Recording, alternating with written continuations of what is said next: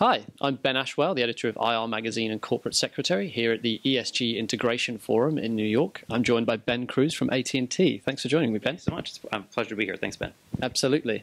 So you participated in a session this morning around sort of ESG trends, and you were specifically talking about your approach to ESG reporting.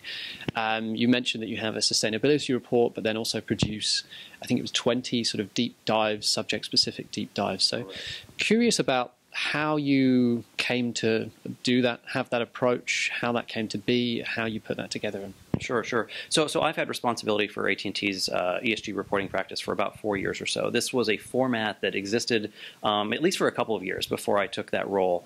But we really have liked and found good investor and stakeholder feedback in what we kind of refer to as this modular approach to our reporting. So as you mentioned, we create this kind of 30 to 40 page summary document, that talks about our high-level approach to global ESG trends, our progress on publicly stated goals, major KPIs, those sorts of things. But then we supplement that report with this collection of issue briefs that you're talking about, and so that really is guided by our most important topics, from the GRI definition of materiality, our most material topics, and so on, guided by a materiality assessment that we conduct every 2 to 3 years. And so what we do with those documents is really take an opportunity per GRI, to discuss our managerial and programmatic approach to all of those. But as I was discussing on the panel, we actually really integrate these ESG ratings and rankings as a part of this process as well. So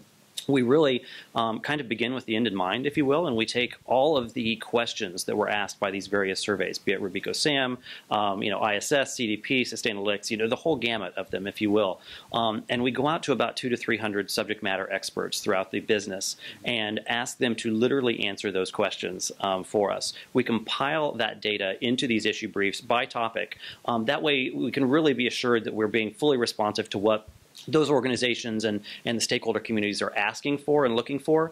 That way we can be sure that we're not over-reporting things that no one is really, not that they don't care about it, but not that they're not asking for, and that we're making sure that we're not leaving anything on the table and in terms of things that we're not talking about. The goal here is to be proactive in our reporting and so on, so that organizations that are pulling data on their own behalf from AT&T's websites can easily find that. The other hope here is that by making that data publicly and proactively available, it might also kind of lessen some of the load on our investor relations team, in terms of ad hoc inquiries from investors. Hopefully they can find that data quickly and easily and not have to, reach out to our groups to ask the question live. Sure.